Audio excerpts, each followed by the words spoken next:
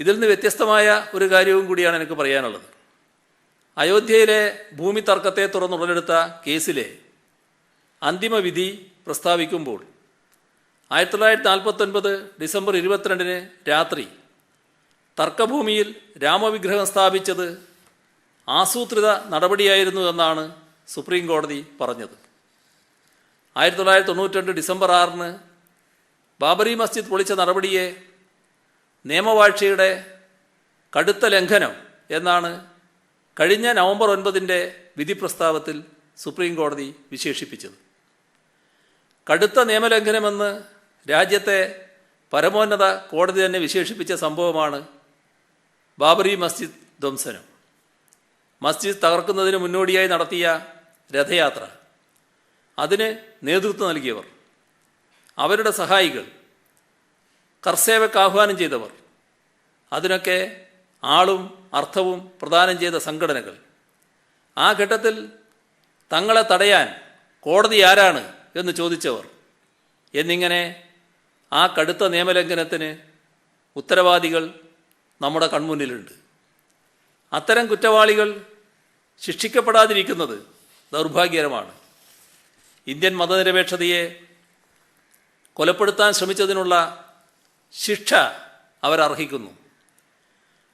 Indian മതേതരത്വത്തിന് ഏറ്റവും വലിയ പോറലേൽപ്പിച്ച ഈ കടുത്ത നിയമലംഘന നടപടിയുടെ ഉത്തരവാദിത്വം സംഘപരിവാർ ശക്തികൾക്കാണ്.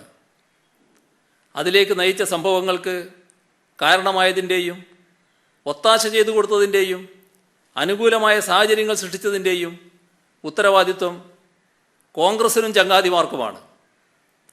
പൂട്ടിക്കിടന്ന ബാബറി മസ്ജിദ് സംഘപരിവാറിനായി തുറന്നു കൊടുത്തത് കോൺഗ്രസ് ആയിരുന്നു. ശിലാന്യാസത്തിലൂടെ ക്ഷേത്രത്തിന് തറക്കല്ലിടാൻ അനുവാദം കൊടുത്തതും കോൺഗ്രസ് ആയിരുന്നു. കർസേവയിലൂടെ അതൊരു മണ്ഡപമാക്കാൻ അനുവാദം കൊടുത്തതും കോൺഗ്രസ്. ഇതിൻ്റെയൊക്കെ സ്വാഭാവിക പരിണിതി എന്ന നിലയിൽ സംഘപരിവാർ ബാബറി മസ്ജിദ് തകർത്ത് തരിപ്പണമാക്കിയപ്പോൾ കർമ്മരാഹിത്യത്തിലൂടെ മൗനം ആചരിച്ചു, അതനുവദിച്ചു കൊടുത്തതും കോൺഗ്രസ് തന്നെ. ഇന്ത്യൻ ജനാധിപത്യത്തിൻ്റെ സവിശേഷത അത് മതനിരപേക്ഷ സ്വഭാവത്തെ മുറുകെ പിടിക്കുന്നു എന്നത് തന്നെയാണ്. ഉന്നതമായ മാനവിക മൂല്യങ്ങളെ ഉയർത്തിപ്പിടിച്ചുകൊണ്ടാണ് വിവിധ ജനവിഭാഗങ്ങളുടെ യോജിച്ചുള്ള പ്രക്ഷോഭങ്ങളിലൂടെ ഇന്ത്യൻ ജനത വൈദേശികാധിപത്യത്തിനെതിരെ പോരാടിയതും അതിനെ തറപറ്റിച്ചതും. ഇന്നത്തെ ഇന്ത്യൻ സാഹചര്യങ്ങളിൽ വർഗീയ ആധിപത്യത്തിനെതിരെ പൊരുതേണ്ട സമയം അതിക്രമിച്ചിരിക്കുന്നു.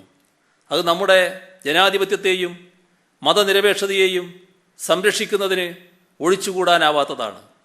ബാബറി മസ്ജിദ് ധ്വംസനം കേവലം ഒരു പള്ളി പൊളിക്കലല്ല, ഗാന്ധിവധം പോലെ രാജ്യത്തെ അഗാധമായി മുറിവേൽപ്പിച്ച താരതമ്യമില്ലാത്ത കുറ്റകൃത്യമാണ്. കുറ്റവാളികൾക്ക് പരമാവധി ശിക്ഷ വാങ്ങിക്കൊടുക്കാൻ നിയമപരമായ തുടർ നടപടികൾക്ക് അന്വേഷണ ഏജൻസിയായ CBIക്കും കേന്ദ്ര സർക്കാരിനും ഉത്തരവാദിത്വമുണ്ട്. അത് അവർ നിറവേറ്റണം. അതിൽ നിന്ന് ഒഴിഞ്ഞുമാറി ജനാധിപത്യത്തെയും മതനിരപേക്ഷതയെയും കൂടുതൽ മുറിവേൽപ്പിക്കരുത്. ഇത്രയുമാണ് ഇന്ന് പറയാനുള്ളത്.